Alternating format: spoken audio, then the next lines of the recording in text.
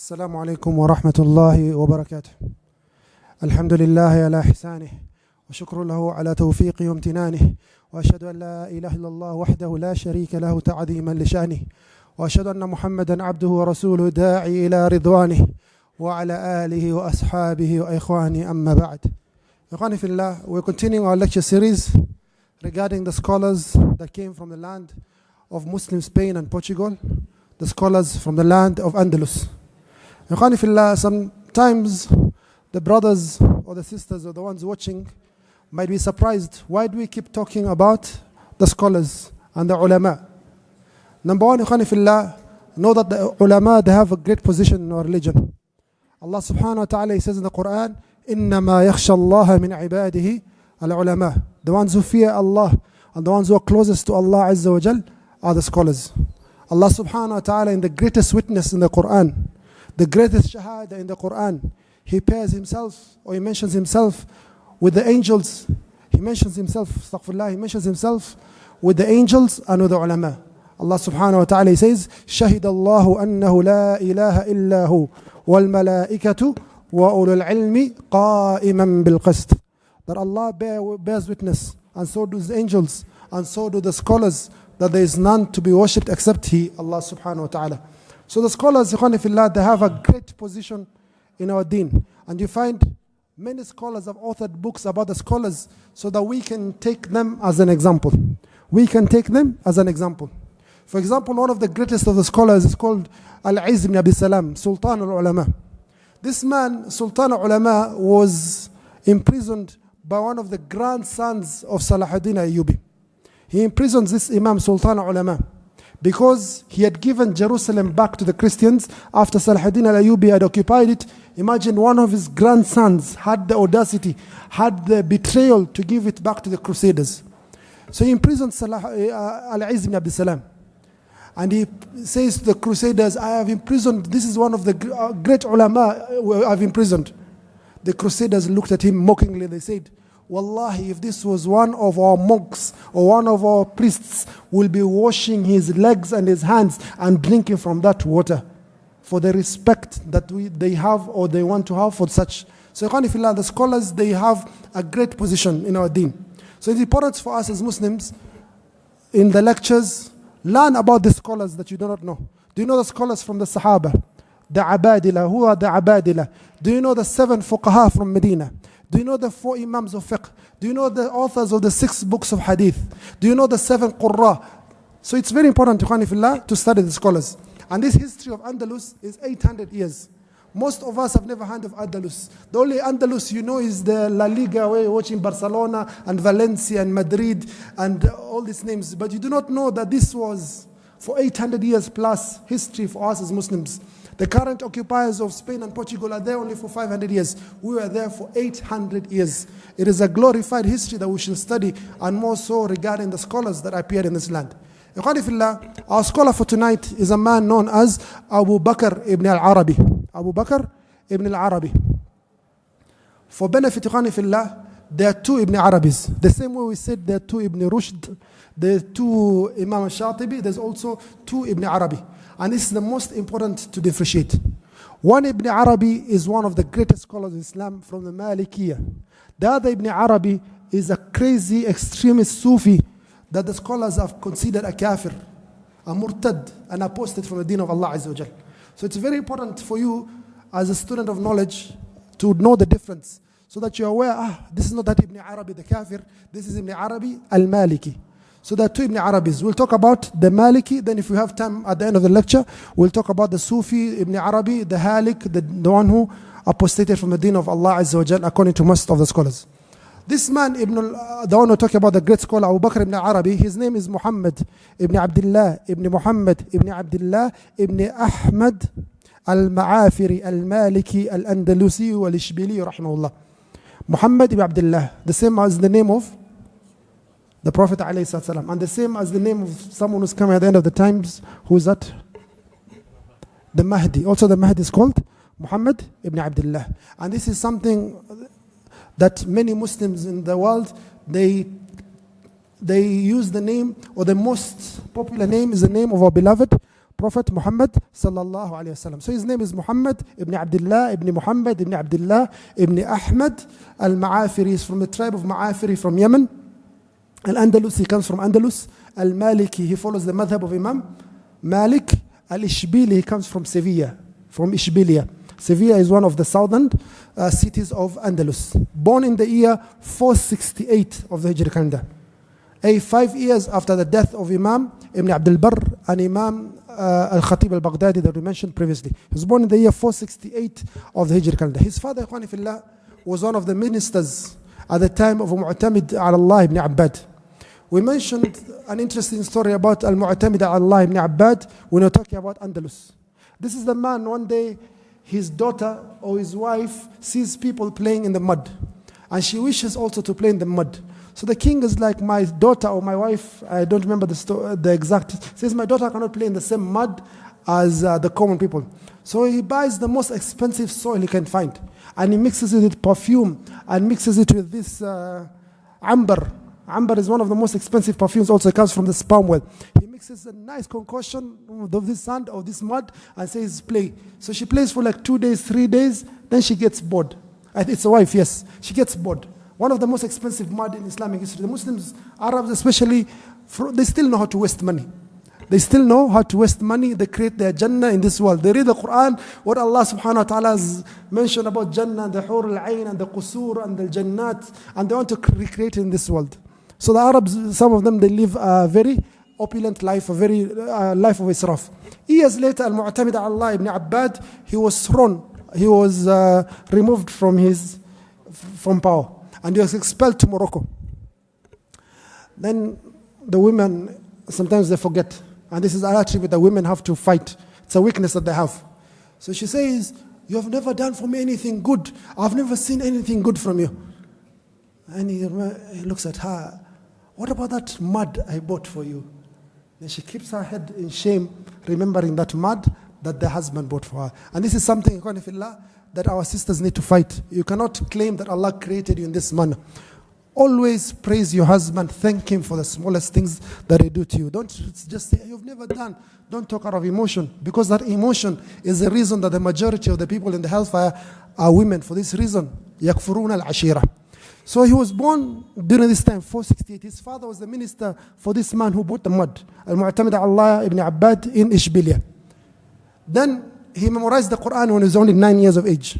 The first thing, all students of knowledge, they start from all those days, since the time of the Sahaba till our date, is always you start with the Quran of Allah Azza wa Jal. Then everything else opens up for you. So he memorized the Quran in the year 477 of the Hijri calendar. Then he memorized the qira'at, the 7 qira'at we mentioned in the previous lecture. He did mathematics, he did his aqidah, his Arabic language. By the time he was 11, 13, he was already well knowledgeable with the Islamic sciences. Then, Ikhwani Fillah, we mentioned that a group of scholars, they formed a nation, an empire. The empire of scholars that did not last for very long. The empire of the Murabitun. The Dawla al-Murabitun. So, Andalus was divided into 22 states or 27 states. The scholars, they wrote to the Murabitun who are based in Morocco, you have to come take over Andalus, otherwise the Muslims will lose it for all of eternity to the Christians. So the Imam Yusuf ibn Tashafin rahimahullah, the leader of the Muslims, he comes and crosses over into Andalus and he brings it to the fold of the Dawla al-Murabitin in the year 484 of the Hijri calendar. When they take over, his father, who is the minister, of course, is overthrown and he has to leave. He's expelled from Andalus. And is given a mission that you have to go to the Khalifa in Baghdad to get authority for us as the new rulers of Andalus. He leaves Andalus. The son is very happy. His father is overthrown, but he is very happy. Why is he happy? He is happy because he has gotten a chance to seek knowledge of the hadiths and the fiqh and all this knowledge from all the scholars of the world. Some of our scholars, they said that you cannot be a complete scholar until you travel and you go visit different places. He says some of them, we used to look negatively at people who smoke. They smoke, yes. Some people, they smoke, yes, it's haram, but some scholars, they smoke. That's the fact of life.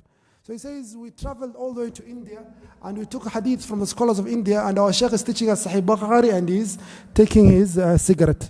So sometimes when you travel, it opens up your head and you can understand some people, the background they come from. Some people think that this cigarette is makruh, but the correct opinion of the scholars, because of the harmful nature that has been proven scientifically, it is haram for you to take cigarettes. So Ibn Arabi rahimahullah, he takes this opportunity. I've got an opportunity now to travel to seek the knowledge of the scholars from all the parts of the world, from the different viewpoints. I understand all their viewpoints, alhamdulillah.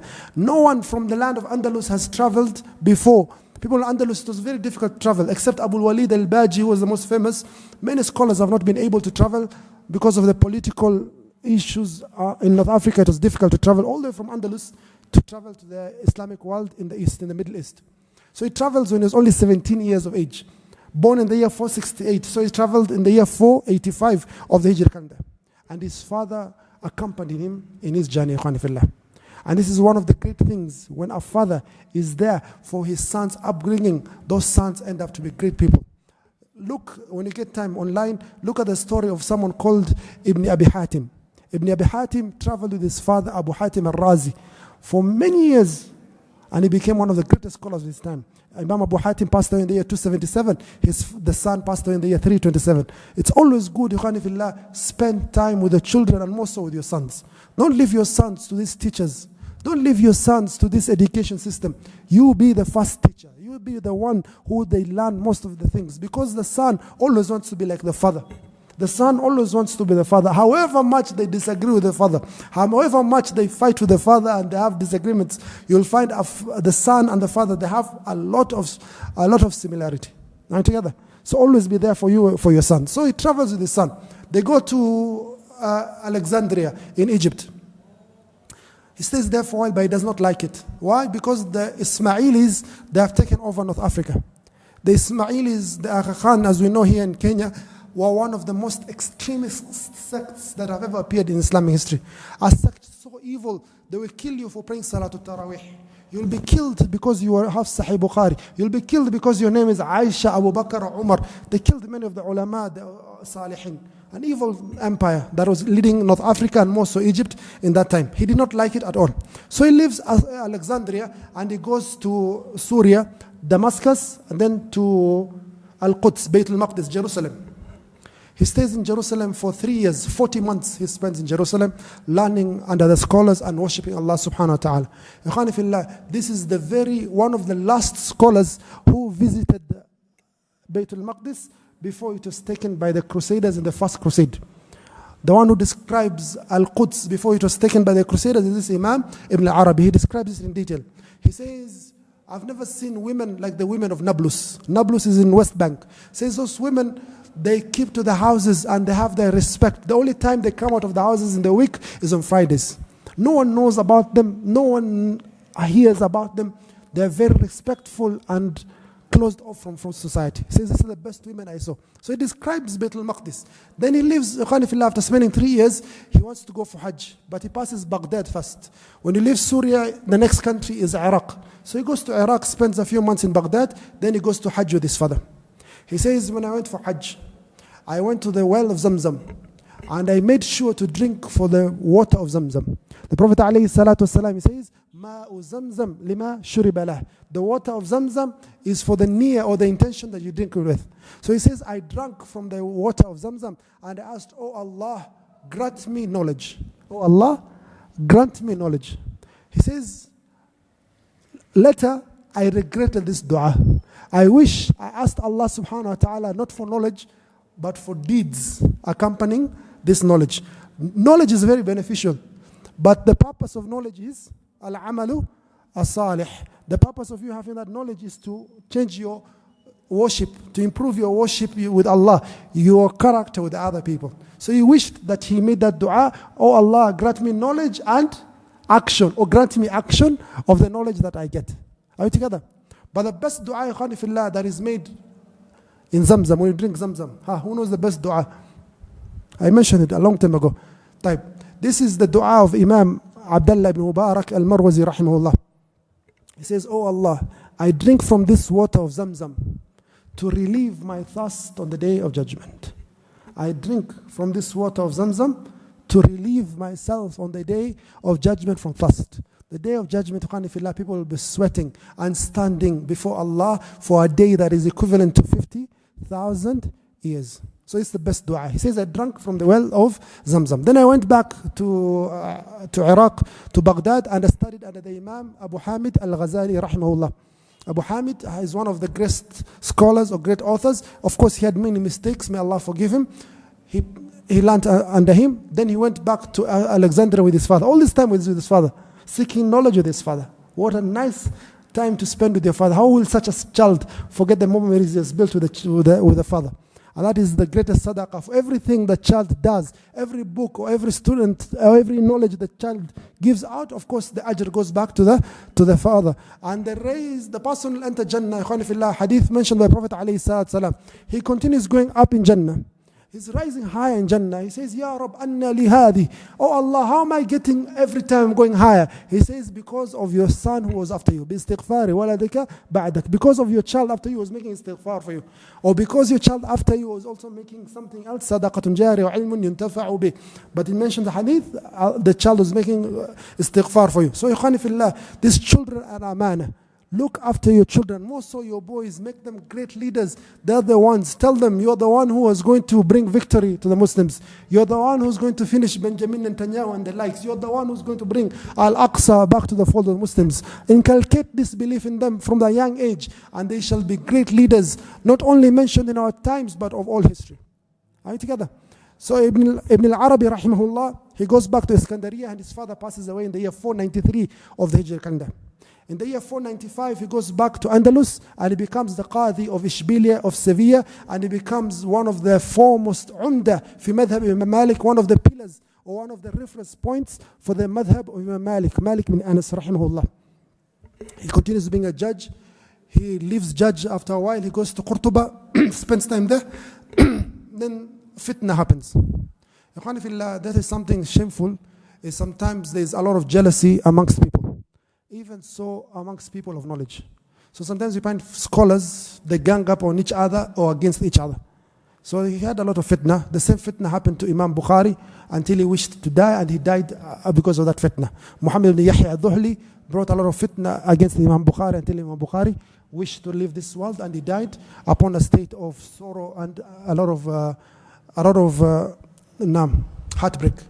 So he experiences fitna, Imam Ibn al-Araby, and he left. He went to Morocco. He gave pledge of allegiance to the new leader of the Muslims, Abdul Mu'min al-Muwahhidi, the new leader of the Muwahhidun, and he passed away, Ikhwani fillah, in the year 543 of the Hijri calendar. In the year 492 of the Hijri calendar, Ikhwani fillah, one of the worst events in Islamic history happened. In the year 492, Ikhwani fillah, we lost the land of Jerusalem. This was also the time of Ibn Arabi, and he mentioned this. Most of the scholars were killed. Most of the righteous people were killed. The Crusaders, when they entered Jerusalem, the year 1099 of the Christian calendar, the year 492 of the Islamic calendar, they massacred everyone. The Muslims, the Jews, and the Orthodox Christians, they massacred everyone. Over 70,000 people were killed in Jerusalem. They said we were walking on blood that was knee. The blood was reaching knee level. It was like a river of blood. Very bloody episode in our history. They massacred Mesa ulama. But alhamdulillah, Allah subhanahu wa ta'ala brought Salahuddin al-Ayyubi, who managed to defeat them in the Battle of Hittin in the year 583 of the Hijri calendar. Ikhwani fillah, this is one of the greatest scholars to appear from the land of Andalus, Abu Bakr ibn al-Arabi, Muhammad ibn Abdullah ibn Muhammad ibn Abdullah ibn Ahmad al-Ma'afiri al-Andalusi al-Maliki rahmahullah. There's another Ibn Arabi also. If you've watched the series Ertugrul, you'll find some white-bearded man is called Ibn Arabi, the Sheikh of Ertugrul. He's the one who performs miracles to help Ertugrul win the battles. Are you together? Some white beard. I've not watched the whole thing. I watched a part of it. So there's a white-bearded man. He appears in this series of Ertugrul. He's called Ibn Arabi. His name is Muhammad Ibn Ali Ibn Muhammad al-Ta'i, who was born in the year 560 of the Hijri calendar, and he passed away in the year 638 of the Hijri calendar. Born 560 and the year 638. This man, he claimed that he saw in a dream the Prophet Muhammad sallallahu alayhi wasallam, and the Prophet alayhi sallam gave him hidden knowledge. So he started writing a book known as Al-Futuhat al-Makkiyah, Revelations of Makkah. He claims to have received revelations in Mecca. And he wrote a book known as Fusus al-Hikam. This person mentioned kufr in this book that you will not find in any other book. It's very rare to find in any other book. He mentions, for example, that the people who are worshipping the Sanam were the best believers of Allah Azza wa Jal. Why? Because everything in this dunya is Allah. He claimed everything is Allah. Allah is in everything. Wahdatul wujud. He brought an evil Sufi belief, extremist belief, that the scholars Ibn Taymiyyah, As-Subki, Ibn Hajar, Al-Bulqini, Al-Hafid Al-Iraqi, Ibn Khaldun, many of the scholars declared him a kafir al-murtad. This man, is worshipped. It's basically like he's worshipped by some of the Sufis, some of the extreme Sufis. And from the things you get from the Western universities, the Orientalists, I know some brothers went to Harvard, some of them went to MIT. They were being taught the knowledge or the books of this man, Ibn Arabi, to confuse the Aqidah. You find someone going to Harvard for 4 years, he's not the same Muslim that left. He's confused. Why? Because he's been taught philosophies and theologies that conflict completely with the book of Allah Azza wa Jal. So also be careful, don't rush to these universities where you end up paying hundreds of thousands of dollars per year and you find your child losing his aqidah. Many of the students, for example in Saudi, you find them, the government sponsors them. It's a good thing to sponsor, yes, for people to study. But what are they studying? What are they being taught in Harvard? What are they being taught in Oxford, in Cambridge, all these great universities?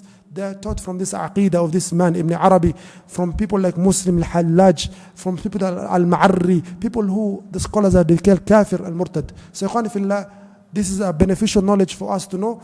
Sometimes people have a shared name, but they're completely two different people in character, two different people in status amongst us. This is our scholar for tonight, Bakr ibn Arabi al-Andalus rahimahullah, born in the year 468 of the Hijri calendar, and he passed away in the year 543 of the Hijri calendar. Inshallah, tomorrow we shall continue with the lecture series regarding Sicily. Wa akhiru da'wan alhamdulillah rabbil alameen. Wassalamu alaikum wa rahmatullahi wa barakatuh.